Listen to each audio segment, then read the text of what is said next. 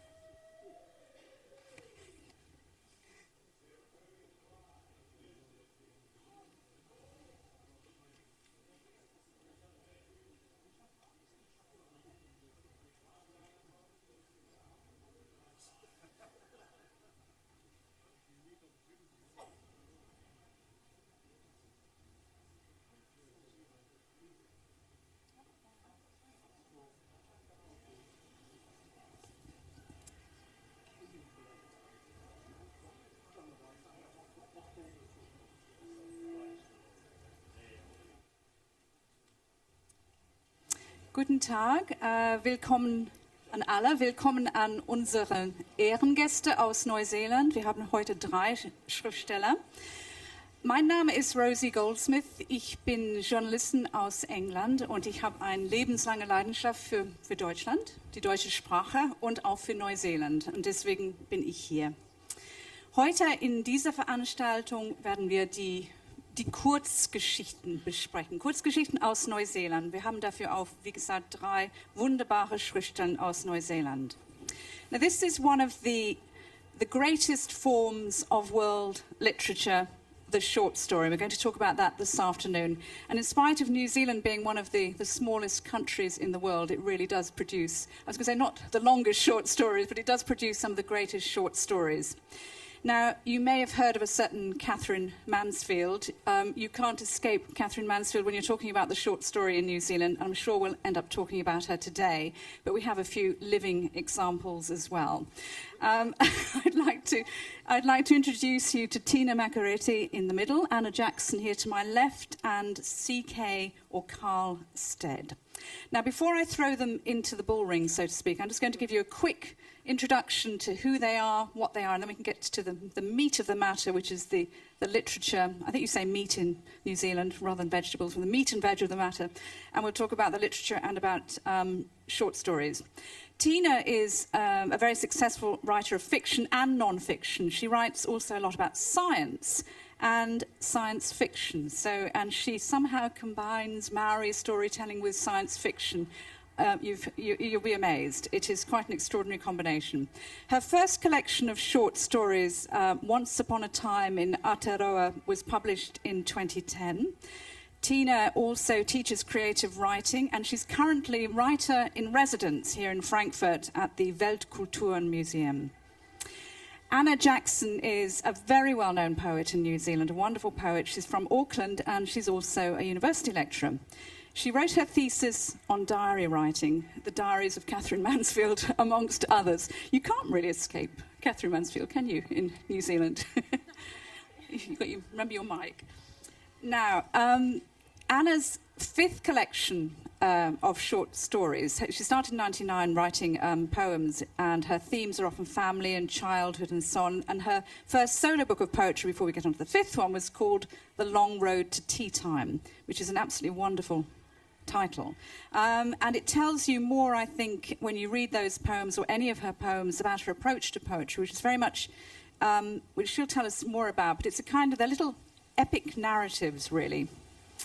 And our third author, contemporary New Zealand writing is unimaginable without Christian Carlson Stead. Carl Stead, he's a novelist, poet, short story writer, literary critic, essayist and emeritus professor of English at the University of Auckland. He's won most of New Zealand's top literary prizes. I'm speaking more loudly to compete with the sound behind, but I'm also speaking loud because I really do think that I want to all of you to wish in advance this amazing man. He's 80 next week, and I'd like us all to give a round of applause to this extraordinary Carl Stead. I'm a huge admirer, as you can tell. Now, everyone admits that Carl is a literary giant. He's also very controversial, and which I hope we'll also sort of touch on a bit. And he wrote his first volume of poetry in 1964, and his first collection or first short story in 1965. And we're actually going to start with that short story today. Carl is going to read us a little bit. You're going to tell us a little bit about A Fitting Tribute first. Yeah, so I come up here. I think the general idea is speak loudly. Right, can you all hear okay? Okay, I just want to check. Yes, okay, fine. Am I audible? All right. Yes, I'll just tell you a little bit about the story. It was actually the second short story I published. But at the time, there was a sort of world competition to find somebody who could solve the problem of engineless flight, who could create wings and fly with them. And I was thinking about this and watching seagulls and realizing that the movement of the seagull's wings were, if you were on your stomach and you went like this, the movement was wrong. You'd have to be on your back. And I was explaining this to the short story writer, New Zealand short story writer, Maurice Duggan, and he looked at me for a long time, and then he said, "You're talking about a short story you're writing, aren't you?" And so I wasn't, of course. It hadn't occurred to me. So I then wrote a short story about a man who succeeded in solving the problem of engineless flight by flying on his back. There was the problem of how he should take off. So he was on what is called in America a gurney, you know, one of those trolleys that you have in hospitals, and he lies on that and flaps his wings and off he goes. And so what I'm going to read now is the way the story ends, the end of the story. If I've got the right set of glasses, it seems I haven't in mine. Everyone knows what happened when that chance came. I don't think many people saw him climb onto his truck and lie down, and few around me were watching. The few that were watching were saying, "Look at this madman, he thinks he's Yuri Gagarin." But by the time the little truck and the scarlet wings were shooting full speed across the grass, everyone was looking. And when somebody shouted over the loudspeakers, "Look at the wheels," and the whole crowd saw the truck was rolling free, there was a tremendous cheer. There was a gasp when he cleared the trees at the far end of the ground. And then as he veered away towards the museum with those scarlet wings beating and beating perfectly evenly, something got into the crowd and it forgot all about the athletic events and surged over the track and up the slope through the grove of trees by the cricket scoreboard, then down into the hollow of the playing fields and up again towards the museum. I would have followed Julian, of course, but I didn't have to make up my mind to follow. I was one of the crowd now, and I was swept along with it, running and tripping with my eyes all the time on Julian like a vision of a heavenly angel rising on those wings made out of hundreds of stolen bits and pieces. He rose a little higher with each stroke of his wings, and even when he seemed to try for a moment to come down and almost went into a spin, I didn't understand what was happening. I didn't think about whether he intended to go on climbing like that. I was so completely absorbed in the look of it, the wings opening and the sunlight striking through the fabric, showing the pattern of struts, and then closing and lifting the tiny figure of Julian another wing beat up and out and away from us. I had stopped with the crowd on the slopes in front of the museum, and Julian must have crossed the harbour and crossed the north shore between Victoria and North Head and got well out over the Hauraki Gulf towards Rangitoto before it came to me, and it came quite calmly, as if someone outside was explaining to me that I was seeing the last of him. I don't know any more than anyone else whether it was a fault in the wings or whether flying put Julian into some kind of trance he couldn't break, or whether he just had somewhere to go. But it seemed as you watched him that once he began to climb, there was no way to go but higher and further until his energy was all used up.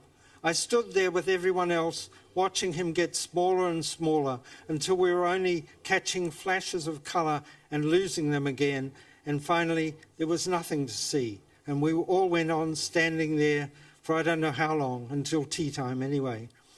After that, I was ill, and I lay in a bed in hospital for 10 days without saying a word, seeing Julian's wings opening and closing above me until I was sick of the sight of them. And all through the day, hearing people talking about him and reading bits out of the paper about him. By the time I began to feel better, he was famous.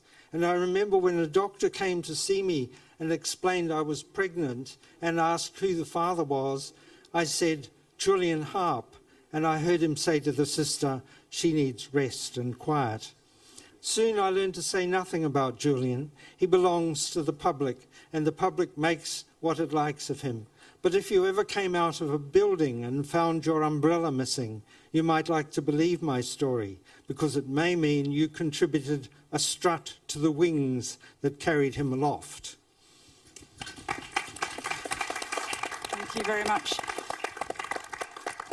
Now, Carl, when you look back over 5 decades of writing, when you read that story again, written such a long time ago, do you still like it? Yes, I mean, it's like something written by somebody else, and it seems to belong to its time. It's obviously written before there was such a thing as, what do you call it now? Where, Aeroplanes? No? No. No, hang gliding. Oh, yes, okay. You know, so it wouldn't be quite so striking now, I think, as it was at the time. But it was an issue then. But, I mean, I saw the story, I guess, as a kind of symbol. And it's something to do with fame and what the... When you read the whole story, the public has already made something of Julian Harp by the time the narrator is telling the story, and he's by now famous, and they've put him into a kind of Kiwi mould of a good Kiwi person. But in fact, when you read the story, he's completely different. The two things, the public image of him and the real image, don't coincide. So, yeah, I quite like it as a story. When people talk about your writing, they very often talk about the lucidity, the clarity, and the simplicity of the ideas and the actual writing, the clarity. And they also talk about a confessional or autobiographical. No, you do use the I, but it's obviously it's a woman. Do you still use those techniques? Is that still you in the writing today? When you're writing today, when you're writing short stories today? Well, elements of my own life, but when I'm asked this question, I always think, what writer doesn't use their own life, You've been particularly tagged with that or tarred with that. Yes, I'm not quite sure why. I don't want to sound innocent, but and maybe I've used my own life more than most. But my last 2 novels before the one that's just about to be issued was... That's Risk. Risk is the one that's about to be issued, but my 2 before that were Mansfield, a novel about Catherine Mansfield, in which the whole cast is drawn from literary history, and the other was My Name Was Judas, which is the cast is drawn out of biblical history, a story we all know. So I would say that you can't, in fiction, whether it's short stories or novels, you can't write well unless imaginatively you become that character. And so in that story I'm writing in the persona of a woman, and I hope it, you know, when you read the whole story it sounds like a woman. So it's me if I were a woman. When you wrote that story, if we go back to the 60s, who was writing at the same time in New Zealand? Who were the short story writers you were reading and enjoying? Well, and also there are people I knew as well, were Sargison. It's Frank Sargison. Frank Sargison, Janet Frame. I knew both of those very well. Morris Duggan I knew very well. And then my contemporaries, Morris G. and Morris Shadbolt, I knew them all. Janet and Frame lived in your garden, or the other way around, didn't she? no, she lived in Frank Hardiston's garden. She lived in a garden, I remember that In story. a shed in Frank Hardiston's garden, yes. Did you all read those short story writers as well? I mean, you're a slightly younger generation. Who were you reading of the short story writers, who were you reading, Anna? Of the early writers. Of the early writers. Were they an inspiration for you, or were they more of a millstone? Oh, no, an inspiration. I read Catherine Mansfield over and over again, but especially the journals and letters. And Frank Sargison, the voice, the sentences, the rhythms of his writing, I still find at once so familiar to me. I almost feel this is how I would write, although I don't. But I can imagine writing the stories, and at the same time, the voice is always so startlingly fresh. I'm always surprised every time I read a Sargison story again at how good they are, at how much I like the sentences. I've never read Frank Sargison's, I admitted earlier, and I'm ashamed of that. I'm going to turn to them immediately when I get back home, because I just think obviously there's a huge gap. But Tina, I mean, did you read Catherine Mansfield? I mean, you come from a different origin, if you like, in New Zealand. Who were you reading when you were growing up? I think I might have read Catherine Mansfield when I wasn't quite ready yet, because I think my father bought me a Christmas present, which was her collected work, when I was about 12, and I didn't quite get it. Didn't quite get it, and I feel I share your shame in that. I feel like I haven't read enough of that era of New Zealand writing, although I have to say that what I have read, Janet Frame always does something to me imaginatively that I've always really liked, and I have to read more. We're being the confessional ones, you see. We're bearing our shame here. Now, when I hinted at the fact that you come from a different group of people, and you have different legends, different stories. Were there Maori or Moririri stories for you to draw on when you were growing up?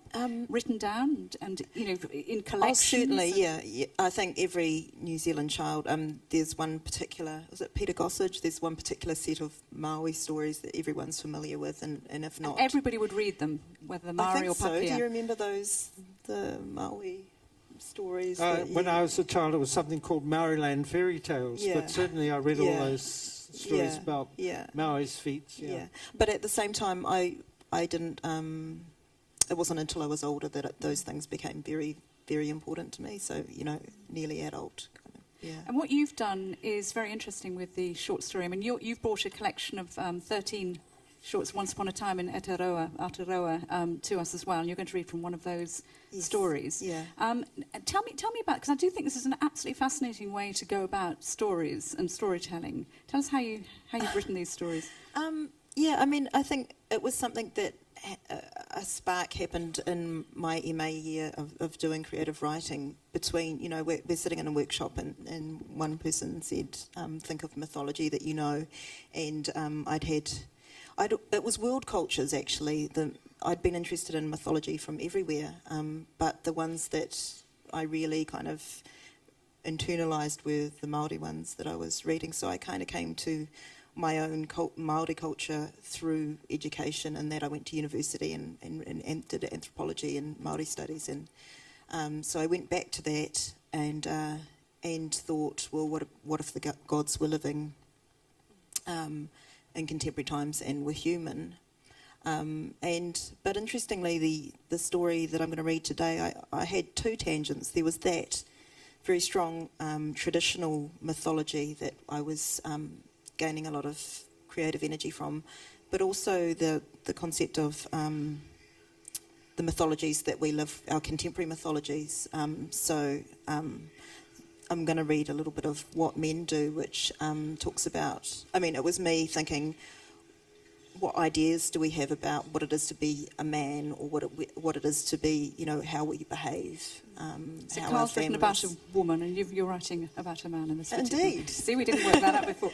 That's great. Yeah. And just quickly, this sci-fi element, because I've sort of come to love sci-fi in recent years, and I think you need to explain that a little bit. It might not pertain to this particular It's story. just general geekiness, probably.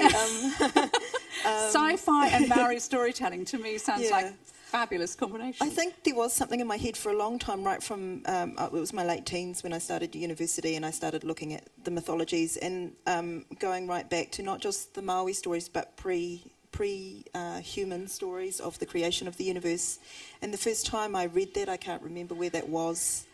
My first thought was, gosh, that sounds just like the Big Bang to me. If I was going to do an imaginative, creative description of the universe going, expanding and all of those things, what we call te kore and te pō and te ao marama, it's the darkness coming out of the chaos and the light coming out of the darkness. It sounded to me like that. So years and years and years later, there was an opportunity in a creative science writing competition to talk about this question of the universe, and that's what I thought of, and I think it had a long gestation period where I was thinking about that question. So, and when I investigated it, when I did research, I did find many parallels, and I think maybe it's not just Māori culture, but a lot of our cultures, the older people spent a lot of time just observing. Are you a scientist as No, well? no. Right, a storyteller though. Would you like to read to us? Yes, That'd be thank great. you. And this is not translated yet into German, but we would like it to be translated. We'd like all of this to be translated. So anybody out there who wants to do that would be great. Thank you. Tina. Kia ora. This is called What Men Do, just the beginning.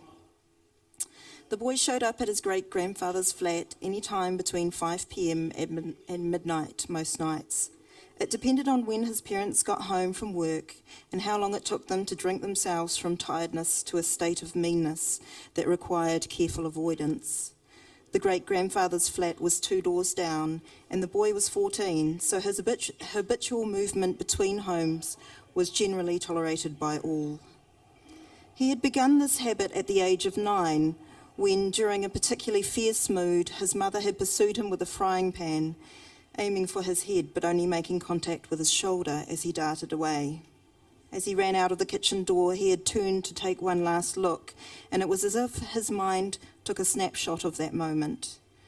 For the rest of his life, if he ever looked back, all the events of that year would be smudged and distorted by memory, except that one moment distilled.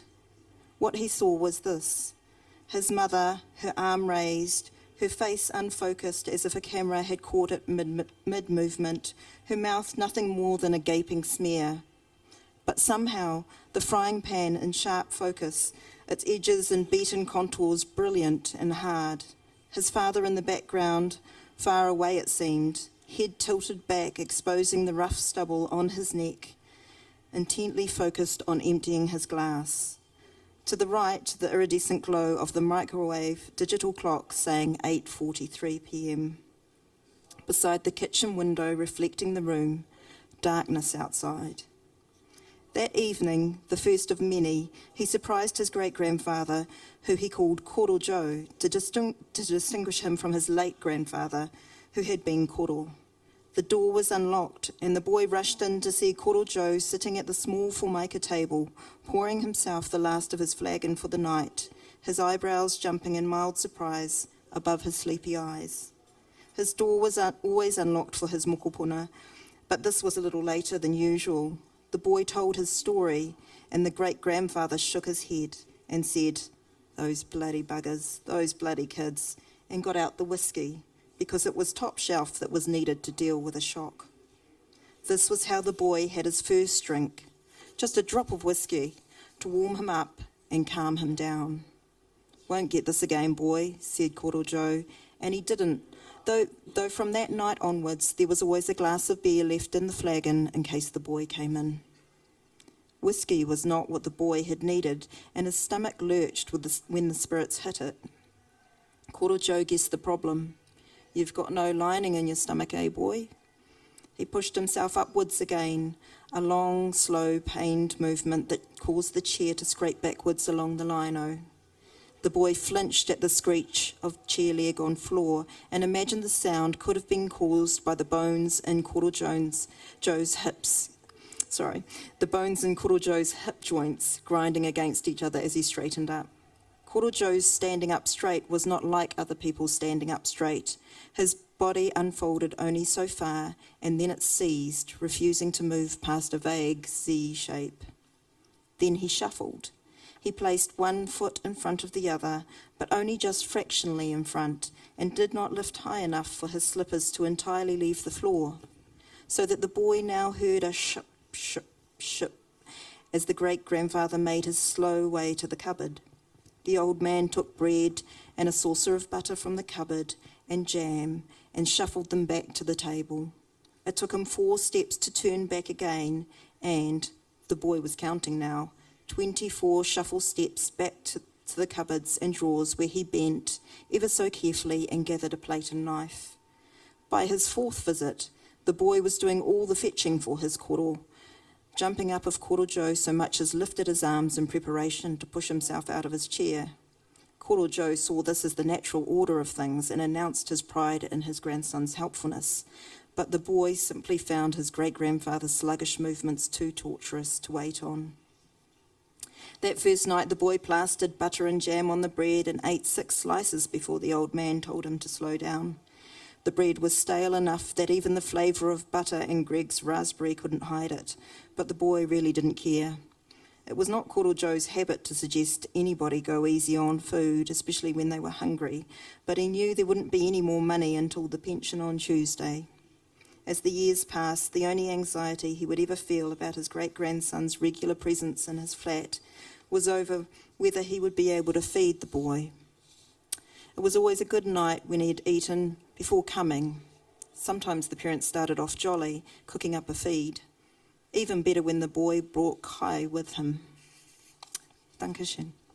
Thank you very much.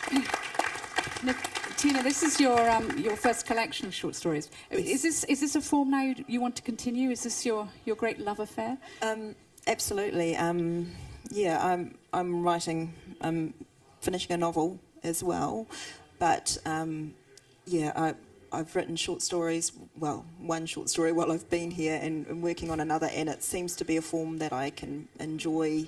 I just enjoy the writing of, whereas I find the novel more challenging form to work with. Yeah.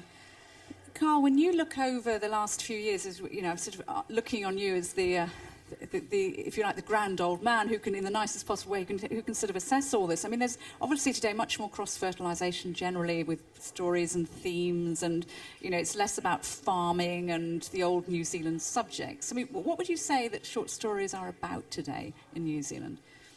Well, they are much more various because the experience of the writers is more various. They've travelled more widely and the opportunities are there to experiment because we now have a publishing industry that's interested in our own work and will publish it. When I began, you really had to find a publisher outside New Zealand. I mean, there were publishers in New Zealand, but it was very hit or miss. And New Zealanders, young New Zealanders now, it's a more affluent society and people travel more. In those days, you only went overseas if either there was a war and you were a soldier, or you were very rich, or you got a scholarship, and the rest of the population stayed at home. Whereas, you know, we come and go so much. So there's you know. And this, you've edited collections of short stories, and I know that you've all read, you know, various short stories. We're talking about various writers, but I mean, is this something that people read? Where do they read the short stories? In collections, as single stories in magazines? I mean, where can we read your books your stories apart from, say, you know, in the occasional book in New Zealand, obviously? Yeah, there are collections. In fact, there's one that's just come out here. I think it's Ein anderes Land in German, so it's some other country in New Zealand. So that's a collection with Bill was talking about yesterday, Bill Manhire, who edited it, that, they wanted it from about the 1965, to have a contemporary feel. So there's a lot of contemporary short stories in there. And I think there's more collections coming out. I think. Anna, where do you read your short stories, your short fiction? Well, New Zealand has a lot of very strong literary magazines, Landfall, Sport, Jam magazine. So I always read the stories. Do you contribute as well? I mean, do you? I'm editing Jam at the moment, and I send. Occasionally you allow work. yourself to print one of your own. Yeah, well, I send work to Sport and Landfall and to Jam. And are But there competitions or prizes for short stories? Yes. That's For my generation, there were two really landmark story collections, and they were Emily Perkins, not her real name, and Sarah Quigley's collection of stories. And that marked a real shift in New Zealand fiction. That's when they were both writing stories set at home in New Zealand, but also in Prague, in London. Oh, the big wide world. And I recognised the characters in these stories. This was my generation, and their style was very fresh, very new. So, and they were like cult books. Like everybody I knew was handing around these books, reading them, carrying them around with us, wishing that we'd written them. Really.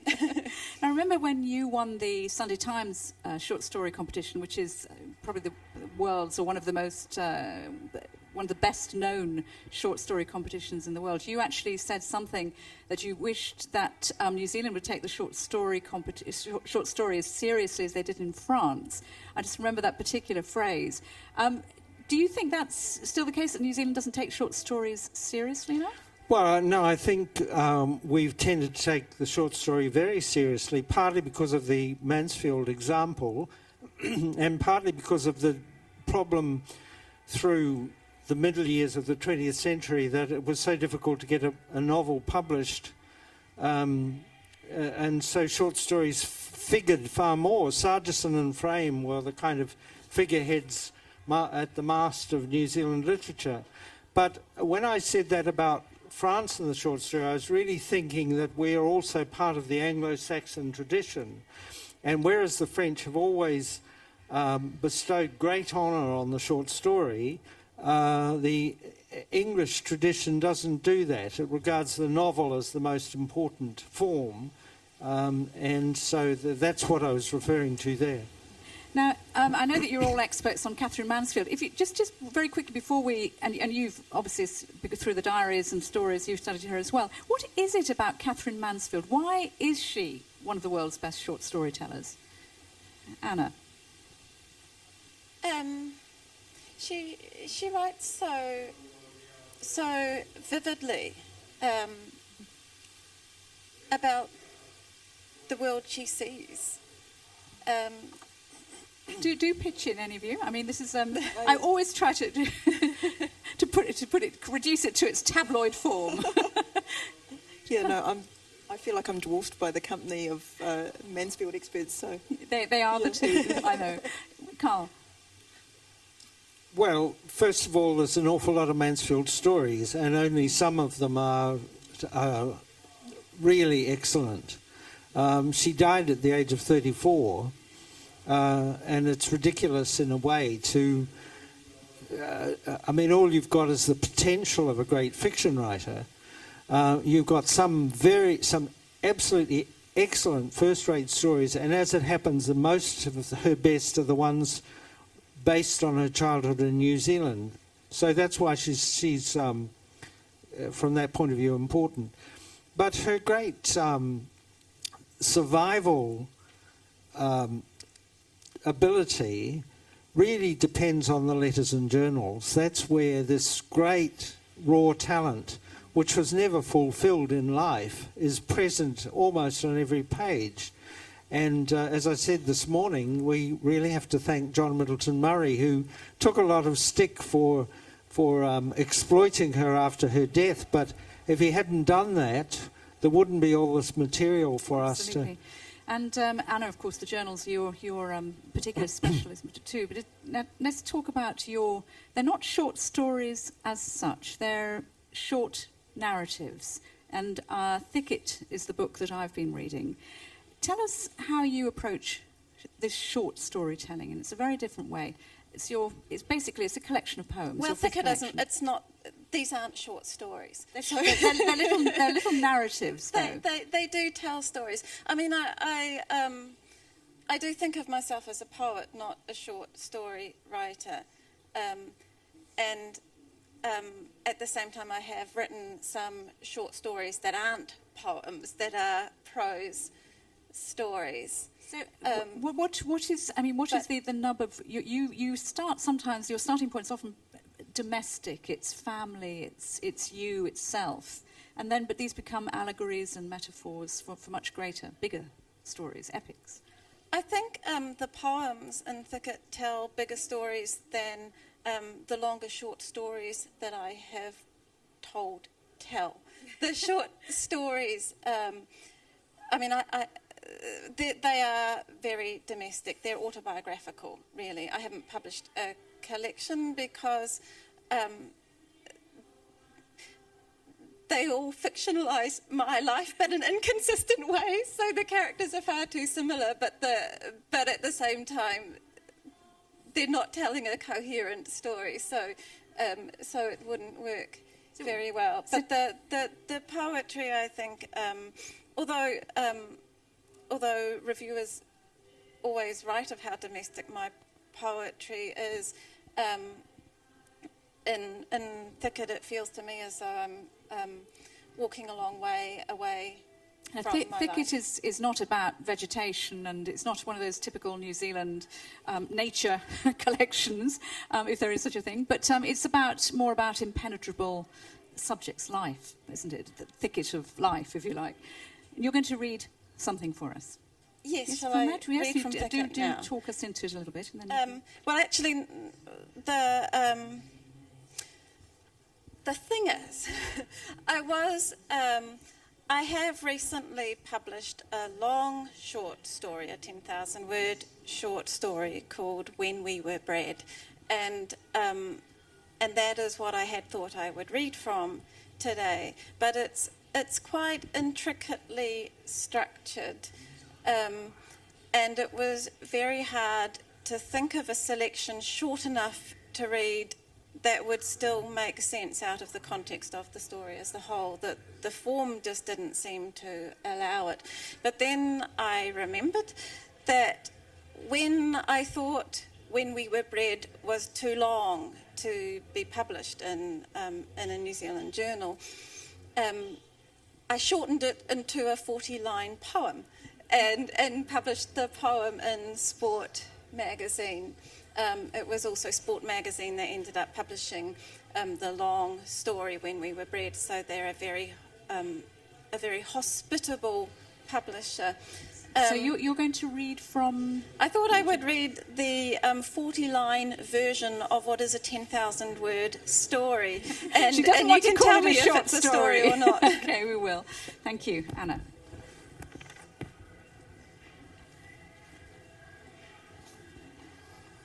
So the 10,000-word version is called When We Were Bred, but the 40-line version is called Shut and Staying Shut. Your eyes are shut when I tell you I am pregnant, and they stay shut. When your sister rings up from San Francisco, you talk for 2 hours on the phone without telling her you're going to be a father. Father, what a funny word. It could have been a laugh. I find myself 2 steps behind you, following you through the streets, your back like a leather cliff in front of me as I weave around tourists trying to be a couple with you, my husband, striding past student travel. It's not like it's going to be a dog. You can take babies on planes. But it stays put in me for 9 months, during which time your sister, no longer in San Francisco, comes to live on our stairwell, and my sister, when she arrives, has to sleep on the stairs. And the two of us, 3, I mean, can't very easily go anywhere at all. After 10 months, I'm not sure if the baby is even going to come out of me. That constant tapping against the walls, perhaps not intending escape, but communication. Do you think you could tap back the code for "come on out, your father's eyes are open now"?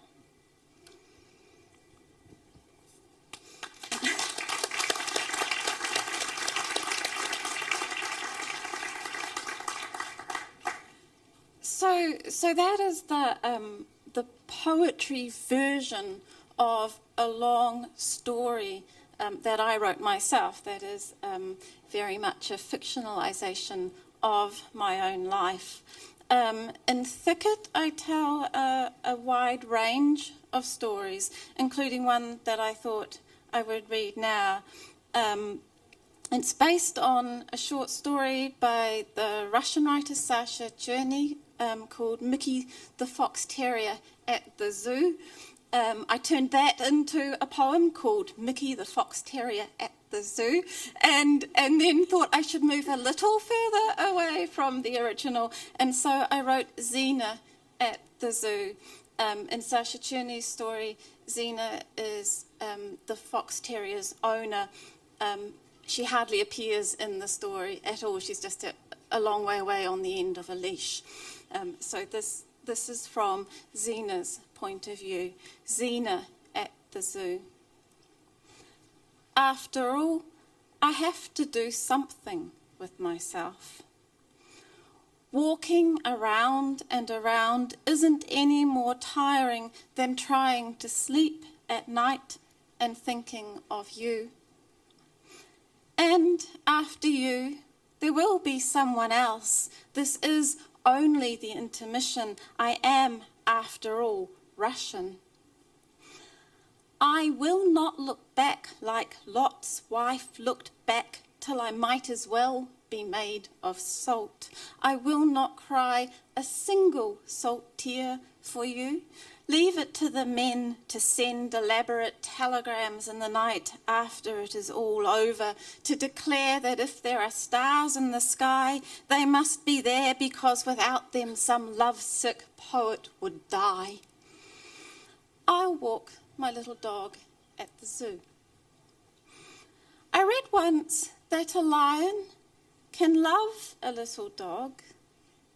He might tear the first 5 or so to pieces, but he'll love the 6th. I'd be torn to pieces 5 times to be loved by a lion. I must be nearly up to my 6th. Oh, I can't tell you the extent to which I am over you.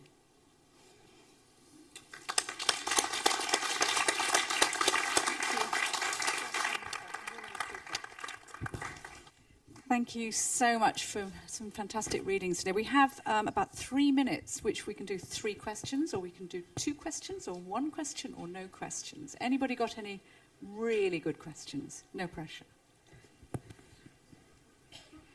So, right, there's a microphone if anybody does want to ask anything. I think not. Don't be overawed. I know they're very great writers, but there is a very brave person down here. Hi. I was wondering a little bit about how you go about writing a short story, like whether you have an arc already or a particular, I don't know, not the pistol on the wall perhaps, but something that really sparks how you go about it. Who would you like to answer that? Well, should we ask Tina? Tina's been sitting there quietly for a while. And you've got a very easy question to answer. Thank very you. quickly. And I quite like to hear what other people say as well. Well, we haven't got so much yeah, time. Sure. But, It can be a sentence. It can be an idea. It's definitely not a formed thing usually. And it goes from there, which is what I like about the form, is I don't feel like I need to know what's going to happen. That's me. Carl, your brief answer to that question. Oh, I don't think there is a brief answer. There's got to be a central idea, and I think it's got to be a story. I mean, if you write novelists, some novelists tell stories and others don't. You know, the story part, the story structure may be very important in a novel, but maybe not. But if there isn't a story in a short story, then it's difficult to see what the point is. I was always puzzled by why Wordsworth's lyrical ballads were so successful when they seemed so banal as poems. You know, they've got lines like, I've measured it from side to side, 'tis 4 feet long and 3 feet wide. You know, amazing. But they work because they are poems, but what makes them work is that they're stories. He's a natural storyteller, and the voice is there all the time. Are you still writing short stories? From time to time, yes. You still like writing short stories? I do when I have an idea, but I don't. I think sometimes there have been times in my life when I've sort of fallen into what I think of as story mode, and then I'm really as though I'm hunting for the next story all the time. Whereas now, if an idea occurs to me, but years go by when I don't have any idea. I'm going to leave you out of this because you don't write short stories. No, just because we try and get one more question in. Was there a gentleman down the front? Did you put your hand up? Sorry. Any more questions? Well, you may answer as a non-short story well, I writer. do have an answer to that, and I have written short stories. I'm joking. And I do write. For me, it's the exact opposite to what to anything anyone else has said. That a poem might start with a sentence or an idea, and it can go anywhere. The short story for me does start with the form, or it's the shape of the story that makes a short story for me. There we had an excellent question to end this session. Unfortunately, we do have to end it now, but I'd love you all to give an enormous round of applause to our writers, Carl Stead, Tina Makereti and Anna Jackson. Vielen Dank an euch und bis demnächst. Dankeschön.